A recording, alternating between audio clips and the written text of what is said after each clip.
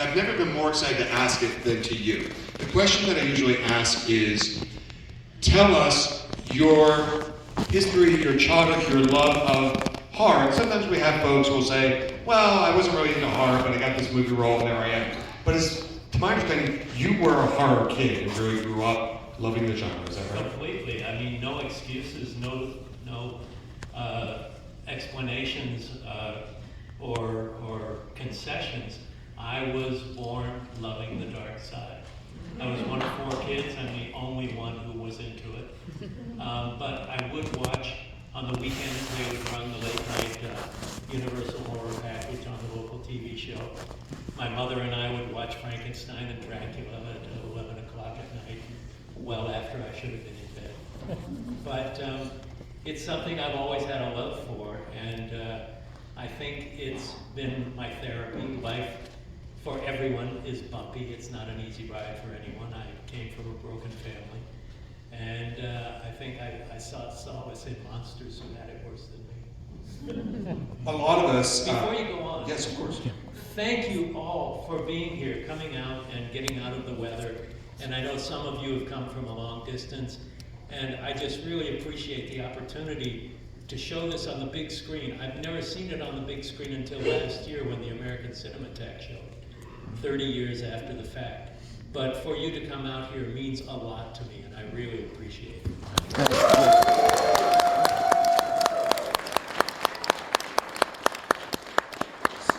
So a lot of kids who came up, loving monsters and horror movies did the thing where we dressed in costumes, we practiced our makeup skills, we made VHS or before that 8mm movies. Was that your experience as well? I got an 8mm movie camera for my graduation present from junior high school, middle school too.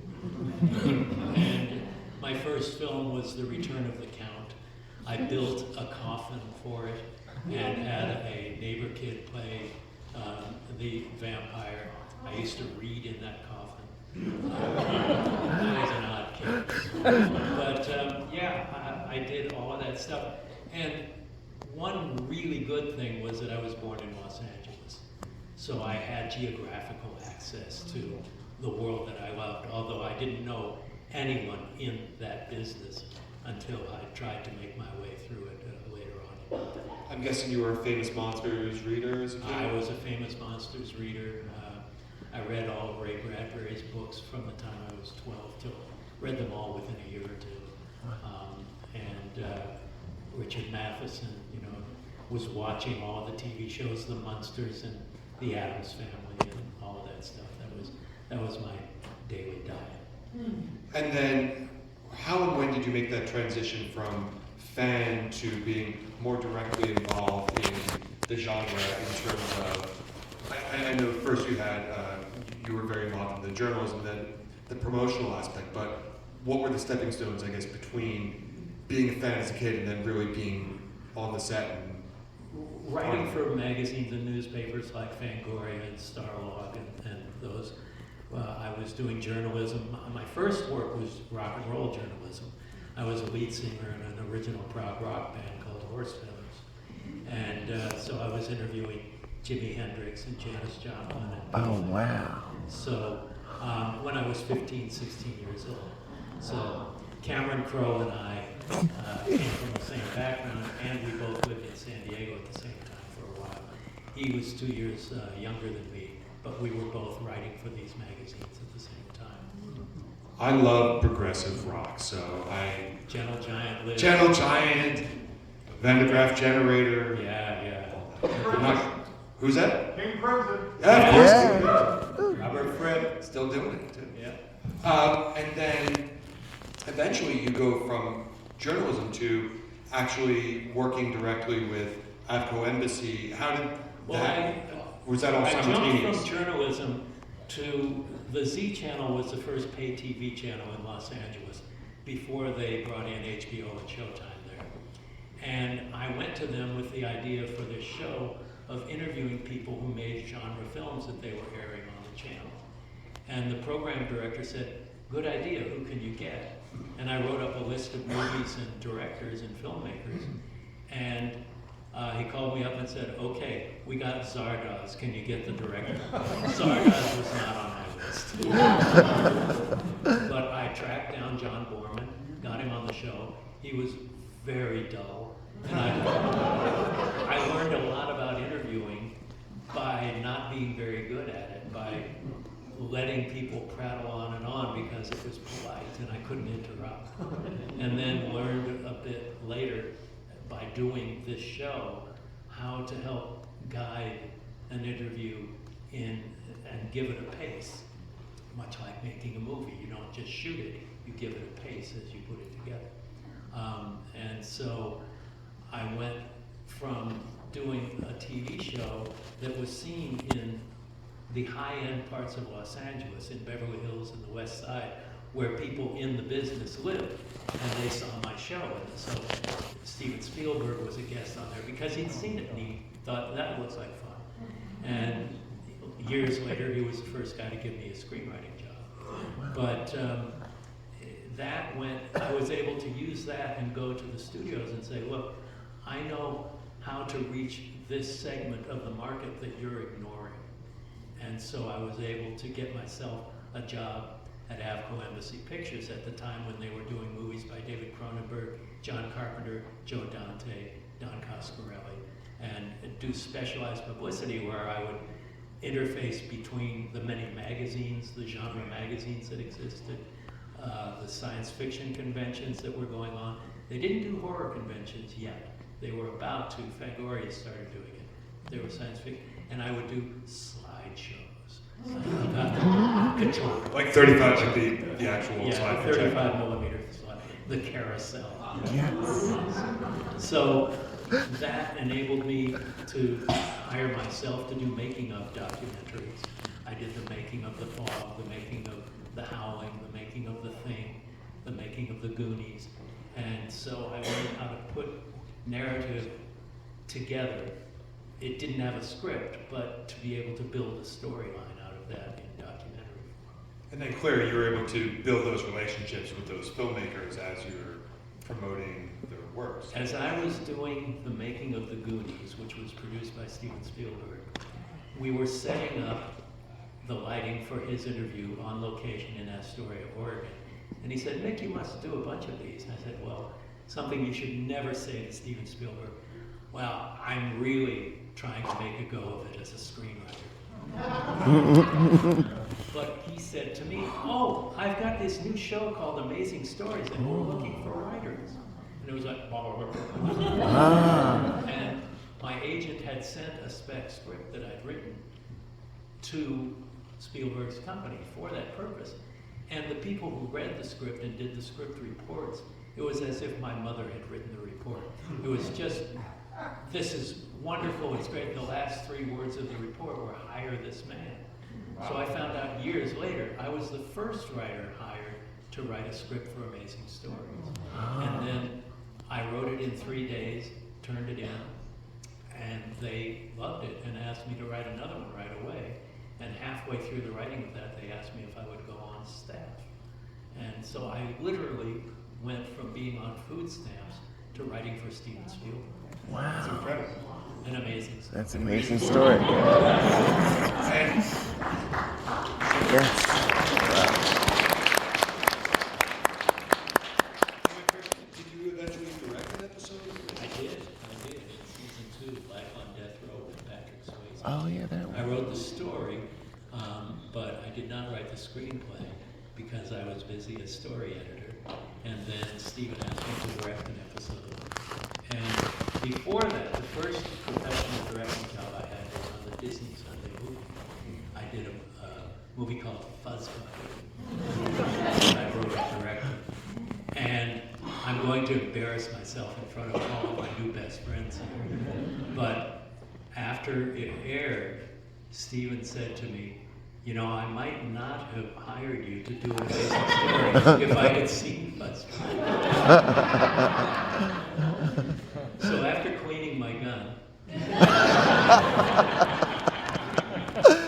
I just breathed a sigh of relief that he had not seen it before hiring me. Because when I did the Amazing Stories episode, he wrote me the nicest letter about you're going to have an amazing career. I'm so proud of you. It's still hanging on the wall in my office. And it was a much better ending to the story than it could have been. There's so much in your career that we could talk about, and we don't have a ton of time, but I would be remiss if I did not bring up. No. Well, that's an amazing one, right? But you're a zombie in Thriller. Oh, no way. Wow. Tell us about that experience. And first of all, are you a featured zombie? Can we spot you A easily? close-up zombie, yes. There are three kinds of zombies in it. There were the dancer zombies, there were the background zombies, which mainly were masks, and then there were the close-up zombies. And those were the ones that you could see in the most detail. I was a close-up zombie, and I'm the last one to come up out of the ground, and now I don't need makeup to look like that anymore. But basically, What? I lived. Oh yes, Oh, that's right. that one. I know exactly who you are. Oh. I was. I was very good friends with the makeup community. Rick Baker was a very close friend, and John Landis is a very close friend who directed it. So they asked if I would want to be a zombie, and I said sure. And then I found out I'm claustrophobic. When you're under that goo that takes 15 minutes to harden before they take it off your face, I was freaking out. But I did it once. I'll never do it again. But now, for perpetuity, you've got that.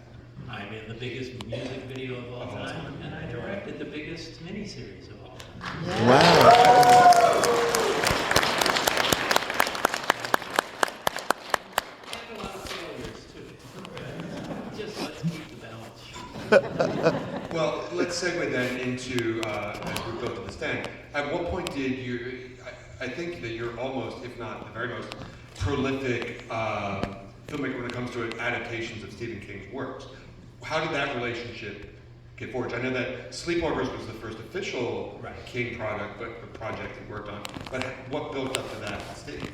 Well, basically, it was just through my agents. They got me an appointment with the studio, Columbia Pictures, and Stephen King had director approval.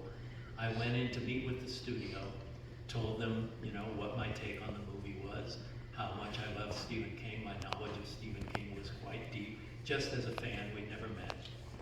And so they said, we love you, we're going to give you the job, but we have to meet with another client tomorrow. The agent is someone we're close with, so we have to just go through the motions of doing the interview and all that. And then tomorrow they hired the other guy. Well, the other guy completely rewrote Stephen King. And if you want to put Stephen King's Sleepwalkers on a poster, it better be Stephen King's Sleepwalkers. And he wrote it in A Planet of Sleepwalkers and all kinds of other things. And so I heard back from them months later, and they wanted to meet with me again. And I thought, oh, for another movie, I'm not sure why. And we had a lovely lunch on the lot at Columbia. And then they said, okay, here's the key to your office, let me take you to your office. And they started me that day without knowing in pre-production, because they wanted me to put it back into shape. They knew I was a writer, and that I loved King's work, and that I knew his voice really well. And so they gave me the task of putting it back into King's hands, and whatever notes the studio had, that I could address those. And then, was it Stephen King's approval or recommendation that brought you on board for the miniseries for the stand? Or was After Sleepwalkers, which he loved, I saw it at a screening in New York, at a screening room, just me and him and his wife Tabitha. And he was hooting and hollering and laughing. Just everything you'd want from an audience that you'd never get from one person. And it was great. And then he said, we're going to do a mini-series of The Stand. Would you be interested in doing it? If Brian De Palma turns it down. Which he surely would have. And I said, I think so. But, I'd had a #1 movie in theaters, and television was, I had to think a few minutes, do I want to do high-end television or low-end movies? Low-end for the studio level, not for theatrical level. And then it was like, what the fuck are you thinking? It's Stephen King and it's The Stand. It's his greatest book. Dude, It's greatest. Yeah. So it was the greatest opportunity I've ever had, my biggest success I've ever had. And again, because I don't want to take too much time away from the audience and the movie, can you? Because I'm going to be watching to see who leaves early. You don't get your questions answered. What can you tell us and tell the audience as we get ready to watch the full story all at once in terms of things we should be looking for or things that you are proudest of, or without spoiling for anyone? I don't want you hasn't to seen it? anticipate anything. I just want you to sail along with it, and get wrapped up in this story, because King wrote the script himself. It's a masterful book. The screenwriting was among the best I'd ever seen, and it's when King really learned to appreciate that screenwriting is as much an art as fiction writing, because he didn't respect it nearly as much before. He thought it was more of a gutter job. But it was shot in 100 days in 6 states with 126 speaking parts, and 119 scripted locations, and the biggest thing I'd ever done before was Critters 2. And an incredible cast. Did you have a role in the casting process, or was that brought? Absolutely. King and I and my casting director, who had done Sleepwalker. No, she didn't do Sleepwalker. So it was the first time we worked together. Lynn Cressy. And we all sat in a room together and did the entire casting process. The first actor we read was Matt Frewer for Trash Can Man. Yeah. And we cast him in the room. And now I've had him in more of my shows than any other actor. He's one of my favorite human beings. And but the less you know, most of you have seen it before, but those of you who haven't, the less you know, the better. It's going to take you places that hopefully you don't expect to go. Ladies and gentlemen, we are going to be, like I said, we're going to be taking breaks in between. Mick will be at the table and able to meet with you and sign for you. But please stick around, of course, for the duration of the event, and for the end, we'll bring the mics out to the audience so you guys will have an opportunity to ask questions. And besides, it's cold out there. Yeah, nice and warm in here. So folks, once again, thanks for coming out. Thank you, Mick Garrison. Please, everyone, let's enjoy this stand.